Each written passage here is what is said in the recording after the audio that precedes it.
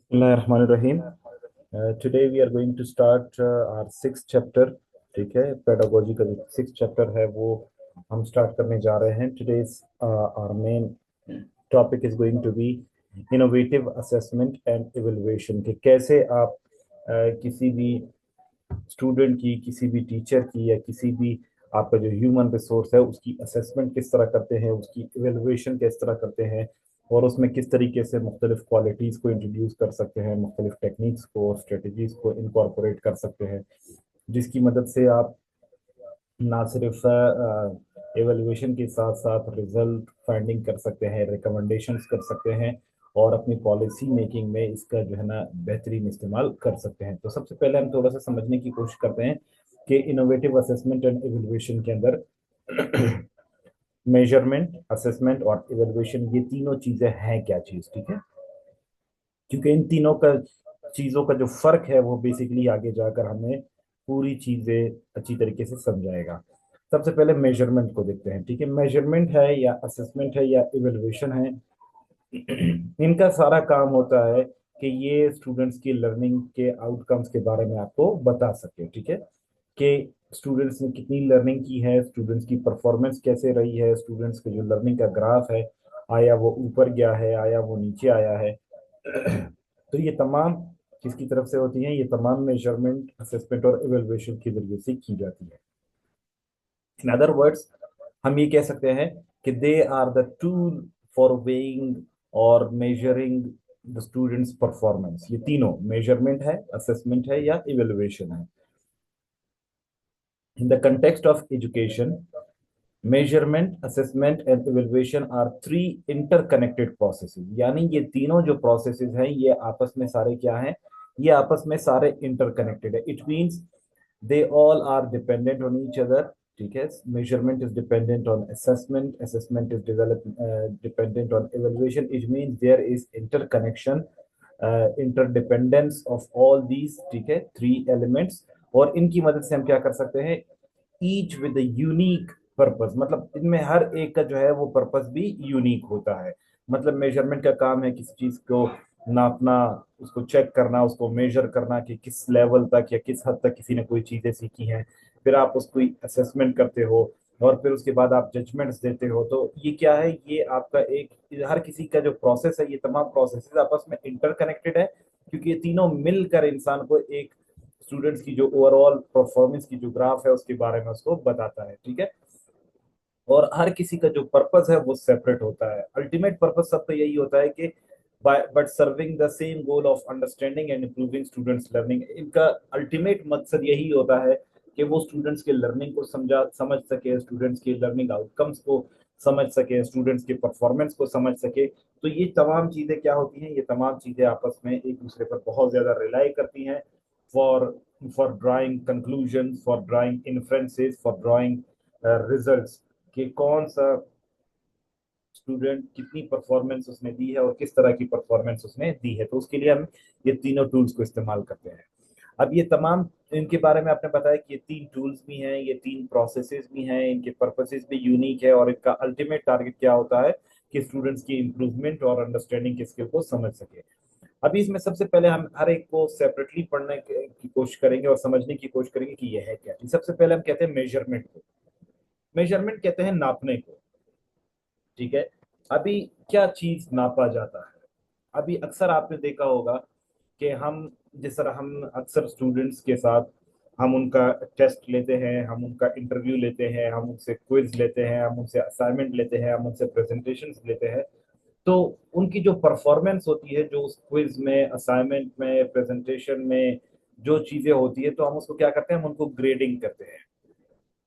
हम उनको मिसाल A grade, B grade, C grade दे दिया, हम उनको नंबर्स दे देते हैं, असाइन कर देते हैं कि फॉर एग्जाम्पल 5 नंबर है, 10 नंबर है. ठीक है, इसी तरह आप पेपर सॉल्व करते हैं, आपको पेपर के आपके मार्क्स दिए जाते हैं. तो मेजरमेंट क्या होता है, ये जो मार्क्स होते हैं ना, ये एक यार्ड स्टिक के तौर पे काम करते हैं. ठीक है, तो उसका काम क्या होता है, वो स्टूडेंट को बताते हैं कि यार अगर फॉर एग्जाम्पल आपने 10 में से 10 नंबर लिए, इट मीन्स योर क्वेश्चन और your paper was fantastic and it was up to the mark. आपको जब नजर आता है कि आप 10 में से 5 नंबर लिए, तो फिर आपको पता चलता है कि यार इट वॉज मीडियोकर. या आप 10 में से 4 3 नंबर लेते तो आप कहते हैं इट वाज एवरेज या बिलो एवरेज, ठीक है। तो ये मेजरमेंट के टूल्स होते हैं। The process of assigning numbers two variables based on specific rules and standards. तो हर दफा जब आपके सामने क्वेश्चन आता है, जो भी चीज आपके साथ सामने आती है, जब आप उसको रैंक करते हैं, आउट ऑफ 10 करते हैं, आउट ऑफ 100 करते हैं, आउट ऑफ 200 करते हैं, या किसी भी उस पे आप जब उसको रैंक करते हैं, तो at the end of the day वो क्या कहलाता है? मेजरमेंट कहलाता है। मिसाल के तौर पर मैं आपको एक क्वेश्चन देता हूं कि how would you implement innovative assessment, ठीक है, and evaluation methods to measure students learning outcomes beyond traditional exams। मतलब मैं आपको एक सवाल देता हूं कि आप किस तरीके से इनोवेटिव असेसमेंट और एवेल्युएशन के मेथड को इस्तेमाल करोगे स्टूडेंट्स की जो लर्निंग है उसको मेजर करने के लिए। और दूसरा, how will you measure it or how will you implement it and how will you learn about the outcomes beyond the traditional exams। तो अभी आपको एक ही क्वेश्चन के अंदर दो स्कीम्स दे दिए जाते हैं। आप दो स्कीम्स, 20 नंबर का क्वेश्चन होता है, आप एक स्कीम को आंसर करते हैं फिर 10 नंबर के मुताबिक, फिर दूसरे स्कीम को आंसर करते हैं 10 नंबर के मुताबिक। तो आपको फिर आउट ऑफ 20 ग्रेड किया जाता है। फॉर एग्जाम्पल, अगर आपने क्वेश्चन का पहला हिस्सा सॉल्व किया है और दूसरा हिस्सा सॉल्व नहीं किया, तो आपको आउट ऑफ 10 स्कोर किया जाता है, ठीक है। इसी तरीके से आपके जो पेपर्स होते हैं, वो पेपर्स भी आपकी जो प्रेजेंटेशन होती है, फॉर एग्जाम्पल आप कॉम्पिटेटिव एग्जाम्स में आप जब जाते हैं, आप अपना पेपर उनके सामने प्रेजेंट करते हैं, तो वो आपकी पेपर प्रेजेंटेशन से, वो आपकी नॉलेज से, वो आपकी इंटरप्रिटेशन की स्किल से, वो आपकी इंग्लिश से, वो आपके रिटर्न एक्सप्रेशन से, उसके मुताबिक वो आपको क्या करते हैं? मेजर करते हैं। दे गॉज यू, ठीक है। And they provide you some numbers, वो नंबर्स भी दे सकते हैं, वो स्केलिंग भी कर सकते हैं। It involves quantifying students performance और behaviour such as assigning marks और स्कोर्स टू असाइनमेंट टेस्ट और प्रोजेक्ट्स। तो ये क्या करते हैं? ये स्टूडेंट्स को क्वांटिफाई करते हैं, ये पास और फेल का कंसेप्ट जनरेट करते हैं कि कौन से लोग क्वालिफाई हुए हैं, कौन से लोग जो है ना क्वालिफाई नहीं हुए हैं। तो ये तमाम मेजरमेंट उसी के मुताबिक आती है, ठीक है। It provides us the raw data from which more comprehensive assessments and evaluations are made। इसका मतलब क्या है कि मेजरमेंट सिर्फ आपको क्या कर रहा है? डेटा प्रोवाइड करता है। वो आपको सिर्फ नंबर्स प्रोवाइड करता है, वो आपको सिर्फ एक आइडिया प्रोवाइड करता है। इस मेजरमेंट के मुताबिक फिर आप उसको असेस करते हैं या उसकी एवेल्युएशन करते हैं। तो मेजरमेंट क्या है? Measurement is a process of quantifying students performance, either by grades, either by scores, either by की परफॉर्मेंस इंडिकेटर्स और एनीथिंग एल्स, ठीक है। आप क्या करते हो? आप किसी को फॉर एग्जांपल आप कहते हो कि यार 5 स्टार मिल गया, आप कहते हो यार 3 स्टार मिल गया, आप कहते हो यार 1 स्टार मिल गया, कहीं पर आप कहते हो A grade, B grade, C grade, कहीं पर आप मार्क्स में आ जाते हैं। जैसे फॉर एग्जांपल हमारे डिग्रीज के डिविजन्स के मुताबिक हमें जो है ना मेजर किया जाता है कि यार आपका फर्स्ट डिवीजन है, सेकंड डिवीजन है या थर्ड डिवीजन है। इसी के साथ आपकी जीपीए को मेजर किया जाता है, ठीक है। सीजीपीए को देखा जाता है, कम्युलेटिव ग्रेडिंग पॉइंट एवरेज को, ठीक है, कि आप 1 जीपीए है, आपका सीजीपी है, 2 है, 3 है, 4 है। तो ये तमाम क्या होते हैं? मेजरमेंट के टूल्स होते हैं। और मेजरमेंट क्या कहता है? मेजरमेंट आपको स्टूडेंट्स की जो है ना वो इंटरप्रिटेशन की स्किल्स, उसकी कैलिबर, उसका परफॉर्मेंस, उसका ओवरऑल जो हमारे पास जो परफॉर्मेंस होता है उसको शोकेस करता है। फॉर एग्जांपल मैं कहता हूँ कि यार एक स्टूडेंट है हमारे पास, उसने अपने फाइनल एग्जाम में जब उसकी फाइनल डिग्री उसको मिली, तो उसने उसका जो सीजीपीए था वो 4 था। Now CGPA 4 means he was perfect in all aspect, ठीक है। तो ये क्या हो गया? आपने एक, वो जो ये 4 नंबर है ये उसकी मेजरमेंट कर रहा है। इसी के साथ असेसमेंट, असेसमेंट क्या है? It is a broader process that involves gathering, interpretation and analysing data to understand students learning abilities and performance. अभी देखिए, मेजरमेंट ने क्या किया? आपको रॉ डेटा दे दिया, आपको फैक्ट्स एंड फिगर्स दे दिया, आपको स्टेटिस्टिक्स दे दी, आपको मार्क्स दे दिए। तो असेसमेंट क्या करता है? वो उस मार्क्स को देखते हुए, उस ग्रेड्स को देखते हुए, उस डिवीजन को देखते हुए क्या करते हो आप? एक प्रोसेस के जरिए से उसको अंडरस्टैंड करते हो कि यार फॉर एग्जांपल एक शख्स को 10 में से 10 नंबर मिले हैं, तो आप उसको असेस करते हो कि यार ये बंदा टेस्ट क्वालिफाई करने के काबिल है, ये बंदा नेक्स्ट इंटरव्यू में अपेयर होने के लिए काबिल है। तो ये क्या होता है? असेसमेंट ये एक ऐसा प्रोसेस होता है जो कि मेजरमेंट में जो आपको मार्क्स दिए गए होते हैं, जो ग्रेड दिए गए होते हैं, उसको असेस करता है, उसको आइडेंटिफाई करता है और उसके मुताबिक स्टूडेंट्स का एक माइंडसेट स्टूडेंट के बारे में जो है ना एक माइंडसेट डेवलप करता है कि यार ये शख्स बहुत अच्छा है या बहुत बुरा है, क्या इसका परफॉर्मेंस अच्छा है या बहुत बुरा है। फॉर एग्जाम्पल मिसाल देता हूँ कि हमारे पास प्राइवेट इंस्टीट्यूशन होते हैं यूजुअली, ठीक है, या फिर हम बैंकिंग सेक्टर को देख लें या किसी भी और सेक्टर को देख लें, तो हमारे पास एनुअल सैलरीज में इंक्रीमेंट आती है या बोनस आता है। तो वो क्या करते हैं, फॉर एग्जाम्पल अगर किसी की परफॉर्मेंस बहुत अच्छी होती है फॉर इंस्टेंस, तो उसको फॉर इंस्टेंस एक महीने में उसको या एक साल के एंड में उसको 50,000 इंक्रीमेंट मिलता है। ऑन द अदर हैंड दूसरा शख्स है जिसकी परफॉर्मेंस थोड़ी सी लो है, तो उसको 20,000 इंक्रीमेंट मिलता है। तीसरा शख्स है उसकी परफॉर्मेंस उससे भी कम है, तो उसको 10,000 इंक्रीमेंट मिलता है। अभी ये अमाउंट जो है किस चीज की अमाउंट, जो कि मेजर हमने की 50,000, 20,000 एंड 30,000, ये हमें क्या करता है, जब हम देखते हैं इस अमाउंट को तो असेसमेंट के जरिए से हम एक जनरलाइजेशन करते हैं, हम एक आइडिया जनरेट करते हैं कि यार अगर किसी शख्स को 50,000 राइज मिला है या इंक्रीमेंट मिला है, इसका मतलब है उसकी परफॉर्मेंस बहुत अच्छी रही है। 20% जिसको मिला है तो वो एवरेज रहा है, और 10% जिसको मिला है वो बिलो एवरेज रहा है। तो ये क्या होता है, असेसमेंट एक ऐसा प्रोसेस होता है जिसके जरिए से आप किसी की लर्निंग के बारे में, किसी की एबिलिटीज के बारे में, किसी के परफॉर्मेंस के बारे में एक आइडिया जनरेट करते हैं और उसको अंडरस्टैंड करने की कोशिश करते हैं। तो एजुकेशन में जब आपको ग्रेड्स दिए जाते हैं, आपको जब मार्क्स दिए जाते हैं, तो वो आपके मार्क्स के जरिए से, आपकी ग्रेड्स के जरिए से, आपकी डिवीजन के जरिए से आपकी इंटरप्रिटेशन, आपकी स्किल्स, आपकी आइडियोलॉजी, आपकी थिंकिंग, आपके कैलिबर को गेज किया जाता है। Assessment considers qualitative and quantitative aspects. अभी क्वालिटेटिव एंड क्वांटिटेटिव एस्पेक्ट्स क्या है, जब हम रिसर्च के बारे में थोड़ा बहुत डिस्कस करेंगे इस क्लास में, तो मैं आपको बताऊंगा रिसर्च बेसिकली, रिसर्च एक बहुत इंपॉर्टेंट टूल होता है जो हम इवेल्युएशन के लिए इस्तेमाल करते हैं, ठीक है, कोई भी रिसर्च हो। तो रिसर्च हमारे पास तीन किस्म के होते हैं, ये आप अपने पास बेशक नोट डाउन भी कर ले। Very first one is qualitative research. Qualitative research वो होता है जिसमें आप हर चीज की डिस्क्रिप्शन प्रोवाइड करते हैं, जिसमें आप हर चीज को ब्रीफली एक्सप्लेन करते हैं, ठीक है। फॉर एग्जांपल मैं आपके सामने कोई क्वेश्चन रखता हूं और आप उसका जवाब लिखते हैं, 2 पेजेस, 3 पेजेस, 4 पेजेस आप उसका जवाब लिखते हैं, तो उसको आप क्वालिटेटिव रिसर्च कहते हो। तो जब भी आप कोई रिसर्च करते हो, उस रिसर्च के जो आप फॉर एग्जांपल टूल्स में आते हैं, आप क्वेश्चनर के जरिए से किसी को कोई क्वेश्चन पूछते हो और वो उसका जवाब लिख कर आपको देता है, तो इस किस्म का जो डेटा को फिर आप प्रेजेंट करते हो अपने रिसर्च में, तो ये क्वालिटेटिव रिसर्च कहलाता है। Qualitative basically means description, that is based on description. फिर हमारे पास आ जाते हैं क्वांटिटेटिव। क्वांटिटेटिव नंबर्स पे गेम करता है, ठीक है, वो स्टेटिस्टिक्स पे बात करता है। फॉर एग्जांपल वो आपको बता देते, कोई आप पूछ लेते हो कि यार do you belong to Islamic religion, ठीक है, तो आप 50 बंदों में क्वेश्चनर डिस्ट्रीब्यूट करते हो, आपको 45 कहते हैं कि yes we belong to Muslim religion या वी बिलोंग टू इस्लाम, और 5 कहते हैं कि no we are not Muslim. तो आप क्या करते हो, आप वहां पर ग्राफ के जरिए से, बार्स के जरिए से आप शो करते हो कि यार ये सवाल मैंने पूछा था और इसमें 45 बंदों ने कहा कि मैं मुसलमान हूँ और 5 बंदों ने कहा कि मैं मुसलमान नहीं हूँ। फिर इसके साथ हमारे पास तीसरा जो तरीका है जिसे हम कहते हैं मिक्स्ड मेथड, जो कि आजकल मॉडर्न डे, मॉडर्न लाइफ में इस्तेमाल किया जा रहा है, उसमें यह है कि हमारे पास मिक्स्ड मेथड आता है। इसका मतलब है क्वालिटेटिव और क्वांटिटेटिव दोनों को पैरेलल चला रहे हो। तो इसका मतलब है कि आपका जो क्वेश्चनियर होता है या आपका जो टूल ऑफ डेटा कलेक्शन होता है, उसमें आप फैक्ट्स एंड फिगर्स भी कलेक्ट करते हैं और उसकी फिर डिटेल डिस्क्रिप्शन भी प्रोवाइड करते हैं। आप इंटरव्यूज भी कर सकते हैं, आप फोकस ग्रुप डिस्कशन भी कर सकते हैं, आप सर्वेज भी कर सकते हैं। तो आप इनके जरिए से, इंटरव्यूज के जरिए से आप, फॉर एग्जाम्पल असेसमेंट की एक तरीका है, फॉर एग्जाम्पल आपका इंटरव्यू किया जाता है, इंटरव्यू में आपको ग्रेड्स दिए जाते हैं, उस ग्रेड्स के जरिए से आपको पता चल जाता है कि यार आपकी परफॉर्मेंस अच्छी रही या बुरी रही। तो असेसमेंट क्या है, असेसमेंट स्टूडेंट्स को एनालाइज करने का एक तरीका है through measurement.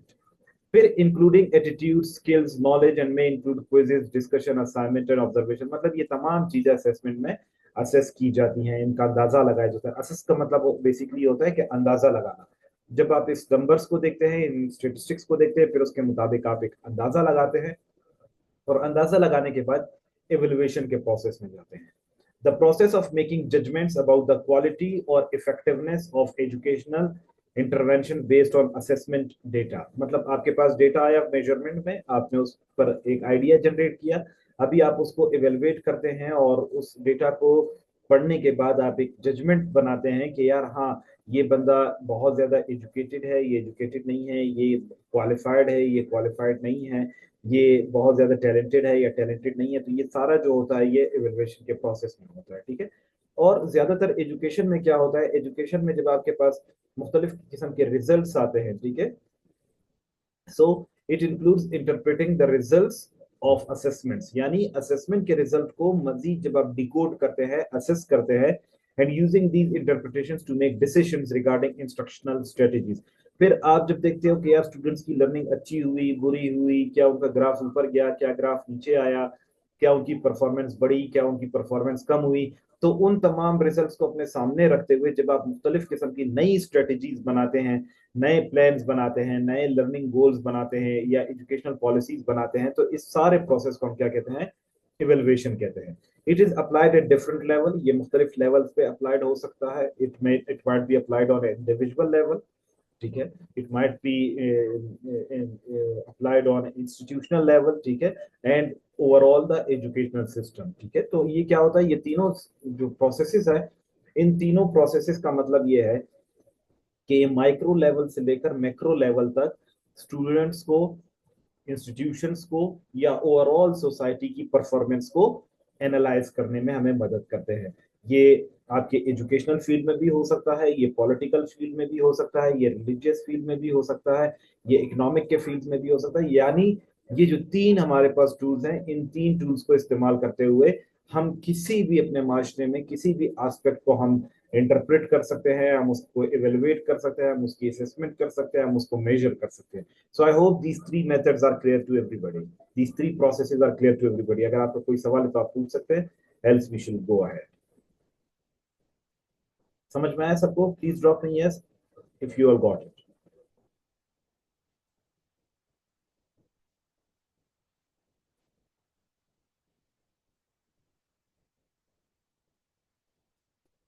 Okay, now we shall go ahead and we shall discuss के इनका पर्पस क्या है। हमारे पास जो तीन प्रोसेसेस जिनको हमने डिस्कस किया, उनका अल्टीमेट पर्पस क्या है, क्यों हम इन सबको यूज करते हैं। सबसे पहला क्या है कि मेजरमेंट क्यों यूज किया जाता है, ठीक है। Measurement provides the objective data needed to assess individual students achievement. Students की अचीवमेंट को समझने के लिए, स्टूडेंट्स के लर्निंग को समझने के लिए, स्टूडेंट्स कैलिबर को समझने के लिए, जो स्टूडेंट होता है, स्टूडेंट हमें डेटा प्रोवाइड करता है।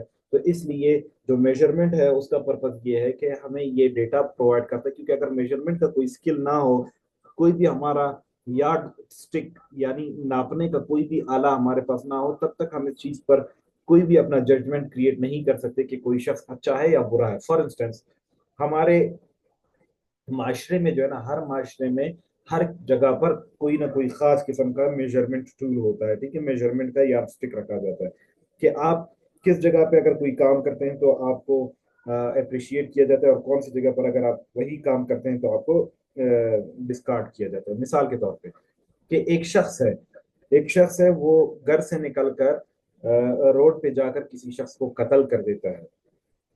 तो अभी यहाँ पर हमारा जो यार्डस्टिक ये है कि उसने हमारी सोसाइटी में हमारे पुलिस या हमारे लॉ इन्फोर्समेंट एजेंसीज वो सारे आते हैं और वो क्या करते हैं, उनको सजा प्रोवाइड करते हैं। सजा इसलिए प्रोवाइड करते हैं क्योंकि उसने सोसाइटल लॉज को वायलेट किया है।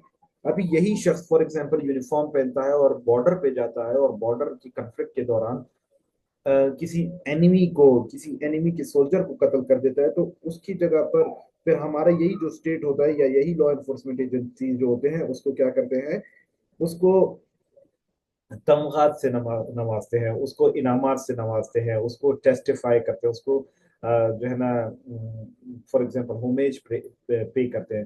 तो ये क्या हुआ कि मेजरमेंट का यार्ड स्टिक हर जगह पर मुख्तलिफ होता है। अभी यहाँ पर गरीब मोहल्ले में जब उसने किसी शख्स को कत्ल किया, तो उससे उसमें आपने उसको सजा दी। अगर वही शख्स आर्मी में हो या किसी लॉ इन्फोर्समेंट एजेंसी में हो और वो दुश्मन के फौज में से किसी फौजी को कत्ल कर दे, किया तो उसने इंसान को ही कत्ल, लेकिन यहाँ पर आपकी एक्शन को, आपके मेजरमेंट का जो टूल है, आपकी जो सिनेरियोज है, उसने एक अलहदा रुख दे दिया, ठीक है। तो इस वजह से मेजरमेंट क्या होता है, मेजरमेंट हमें एक रफ डेटा प्रोवाइड करता है जिसकी बुनियाद पर हम क्या करते हैं, स्टूडेंट्स को गेज करते हैं। इसी तरीके से आप मुख्तलिफ एरियाज में जो है ना आप स्टूडेंट्स के एग्जाम्स कंडक्ट करते हैं, क्विजेज लेते हैं, असाइनमेंट लेते हैं, प्रेजेंटेशन लेते हैं, और उन तमाम के मुताबिक आप क्या करते हैं, आप स्टूडेंट्स की परफॉर्मेंस को मेजर करते हैं। फिर हमारे पास असेस आया। असेस हमें किस चीज की मदद करता है? Assess helps guide and inform teaching by identifying areas of strength and areas that require improvement। देखिए, सबसे इंपॉर्टेंट ये है कि जब भी आप स्वॉट एनालिसिस करते हैं स्ट्रेंथ्स का, वीकनेसेस का, अपॉर्चुनिटीज का या थ्रेट्स का, तो उसके लिए सबसे इंपॉर्टेंट ये है कि सबसे पहले आप उसमें मेजरमेंट करते हैं, सेकेंडली आप उसको असेस करते हैं कि यार मेरी ग्रेडिंग क्या हुई, क्या उस ग्रेडिंग के मुताबिक जो मैंने आइडिया बनाया क्या वो सही था या गलत था। ठीक है, आपको पता चलता है कि कौन सी चीजें मेरी स्ट्रेंथ है, कौन सी चीजें मेरी वीकनेसेस हैं, कौन किस चीज पर मैं इंप्रूव कर सकता हूँ, किस चीज को मैं मजीद अपना स्ट्रेंथ। फॉर एग्जांपल, मैं अगर देखता हूँ कि जब भी मैं कॉम्पिटिटिव एग्जाम में जाता हूँ तो मेरा जो रिटन एक्सप्रेशन है वो अल्हम्दुलिल्लाह काफी अच्छा है और इंग्लिश मेरी अच्छी है। तो मैं कहता हूँ कि यार अगर मेरा कोई भी बीपीएससी में या एफपीएससी में कोई भी मेरा एग्जाम क्लियर होता है तो मैं इस चीज को अपना असेस करता हूँ कि नॉलेज मेरे पास बेशक इनफ हो या नहीं हो, लेकिन अगर किसी शख्स के पास राइटिंग की जो स्किल मौजूद हो, अगर उसकी अच्छी इंग्लिश मौजूद हो, तो वो किसी भी सब्जेक्ट को आसानी से क्रैक कर सकता है। तो कहने का मकसद क्या है कि ये असेसमेंट एक ऐसा प्रोसेस होता है जो कि आपको आइडेंटिफाई करने में मदद करता है कि आपकी स्ट्रेंथ क्या है, आपकी वीकनेसेस क्या है, आपकी अपॉर्चुनिटीज क्या है या आपके थ्रेट्स क्या है। ठीक है, और ये यही चीज आपको आइडेंटिफिकेशन के बाद आपको बताते हैं कि यार आपने किस एरिया को इम्प्रूव करना है, किस एरिया को आपने ज्यादा वक्त देना है, किस एरिया को कम वक्त देना है। ठीक है, इसी के साथ साथ इवेल्युएशन की तरफ चलते हैं। Evaluation offers a reflective view of educational practices. Evaluation हमें जो आपने जो पूरी साल आप स्टूडेंट्स को पढ़ाते हैं, बच्चों को पढ़ाते हैं, टीचर्स को स्किल्स सिखाते हैं, उनके साथ कोऑर्डिनेट करते हैं, आप पॉलिसीज बनाते हैं, एनुअल पॉलिसीज बनाते हैं, कॉम्प्रिहेंसिव पॉलिसीज बनाते हैं, सेक्टोरल पॉलिसीज बनाते हैं। तो इवेलुएशन क्या करता है? Evaluation at the end of the day हमें एक जजमेंट प्रोवाइड करता है कि यार आपने वो जो तमाम एफर्ट्स पूरे साल में किए या मंथली बेसिस पर जो किए या बाय एनुअली किए या एनुअली किए, उन सब का रिजल्ट क्या आया? आया वो पॉजिटिव आए या नेगेटिव आए? क्या आपने जो प्रोग्राम्स और पॉलिसीज बनाए, क्या उनके लिए जो आपने एम्स एंड ऑब्जेक्टिव्स बनाए थे, क्या उसको आपने हासिल किया, नहीं किया? तो ये तमाम क्या होते हैं? ये तमाम टूल्स हमें इन चीजों को हासिल करने में मदद करते हैं। तो ये तमाम पर्पसेस और ये हम इंट्रोडक्शन में भी डिस्कस कर चुके हैं, once again we discuss it here. I hope you all got it. अगर यहाँ तक आपका कोई क्वेश्चन है तो आप पूछ सकते हैं। Over to you all. Clear to everybody?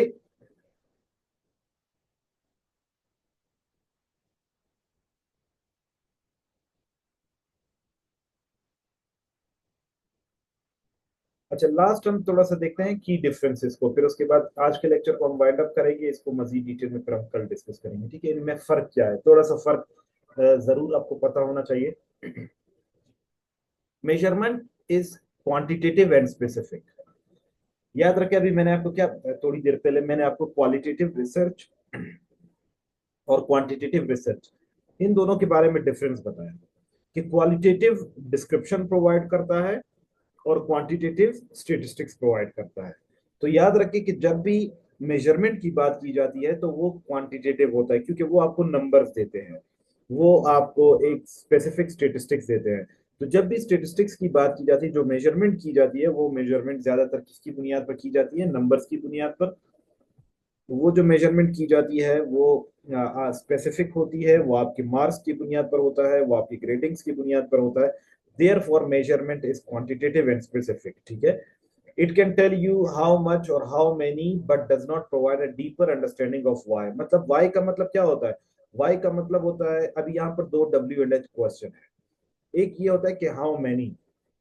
How many का मतलब है कि measurement will always give you the answer of quantity, तादाद के बारे में आपको बताएंगे। ठीक है, लेकिन आपको डिस्क्रिप्शन नहीं प्रोवाइड करेगा कि क्यों। मतलब measurement is usually used in quantitative type of research या quantitative analysis of the students. ठीक है, कि जब आप स्टूडेंट्स का क्वांटिटी की तादाद में, आप नंबर्स की तादाद में जब किसी को असेस करने की कोशिश करेंगे तो उससे हम क्या कहेंगे? उसे हम मेजरमेंट में लेकर आएंगे। फिर असेसमेंट आएगा। Assessment is broader and often qualitative. Assessment जो होती है वो डिटेल्स प्रोवाइड करता है, इसमें क्वालिटेटिव होता है, इसमें आप डिटेल्स प्रोवाइड करते हैं, इसमें आप उनकी एनालिटिकल स्किल्स को वन बाय वन एक्सप्लेन करते हैं, ठीक है। और इसमें आप हर किसी वाई, व्हाट, वेयर, व्हेन, वो सबको आप आंसर करते हैं, ठीक है। Taking into account the process of learning while also incorporating both the subjective and objective data. यानी ये आपका क्या करता है, जो आपने डेटा कलेक्ट किया होता है, चाहे वो नंबर्स की तादाद में होता नंबर्स में होता है, चाहे वो डिटेलिंग में होता है, तो आप उन सबको क्या करते हैं, आप डिटेल से डिस्कस करते हैं। तो जो असेसमेंट है वो somehow it is a broader sense of measurement, यानी मेजरमेंट तो सिर्फ लिमिटेड है क्वांटिटेटिव तक, लेकिन जो असेसमेंट है वो समहाउ उससे एक्सटेंडेड फॉर्म है किस चीज का, स्टूडेंट को असेस करने का, स्टूडेंट्स को जज करने का। फिर हमारे पास इवेल्युएशन है, इवेल्युएशन उससे बड़ा एक जो है ना वो स्टेप है, ठीक है। तो हम ये कह सकते हैं कि measurement is a micro tool of judgement, assessment is a meso tool of judgment, whereas evaluation is the macro tool of judgment. Evaluation involves higher order thinking and judgment, using the results of both measurement and assessment to make decisions. अभी evaluation क्या करता है, evaluation, assessment और measurement दोनों में हमारे पास जो data आता है, जो statistics आता है, जो जो भी डिटेलिंग हमारे पास आती है, उन सब को अच्छी तरीके से समझने में, इन सब को ज्यादा ब्रॉडर सेंस में पढ़ने में, और इसके मुताबिक अपनी मुख्तलिफ स्ट्रेटजीज और डिसीशंस को इम्प्रूव करने में, इन तमाम चीजों में हम क्या करते हैं, हम इन चीजों का इस्तेमाल करते हैं। तो की डिफरेंस क्या आया कि मेजरमेंट हमारे पास ज्यादातर क्वांटिटेटिव होता है और ये स्पेसिफिक होता है, और ये हमें ज्यादातर हाउ का यानी कैसे या हाउ मैनी मतलब तादाद का हमें बताता है, लेकिन हमें वाई का नहीं बताता। असेसमेंट मेजरमेंट के मुकाबले में थोड़ा सा ब्रॉडर टर्म है, ये क्वालिटेटिव होता है, और ये ज्यादातर हमें जो हाउ, वेयर, व्हेन, व्हाई, उन सब की डिटेल्स हमें प्रोवाइड करता है। और इवेलुएशन जो है वो सबसे बड़ा कंसेप्ट है, जिसमें आप इन दोनों के आइडियाज को आप यूज करते हैं, आप एक जजमेंट क्रिएट करते हैं, और इस जजमेंट के मुताबिक आप क्या करते हैं कि अपने मुस्तकबिल में आने वाली जो पॉलिसीज या जजमेंट्स या स्ट्रेटजीज जो आप बनाना चाहते हैं, उसको आप समझते हैं, उसको आप अपने रियल लाइफ में आप इनकॉर्पोरेट करते हैं, और अपने मुस्तकबिल के आने वाली स्ट्रेटजीज में इनकॉर्पोरेट करते हैं। So I hope you all got it. आज के लिए इतना ही काफी है। अगर यहाँ तक आपका कोई क्वेश्चन है तो आप पूछ सकते हैं, इफ नॉट इंशाल्लाह further we shall be study.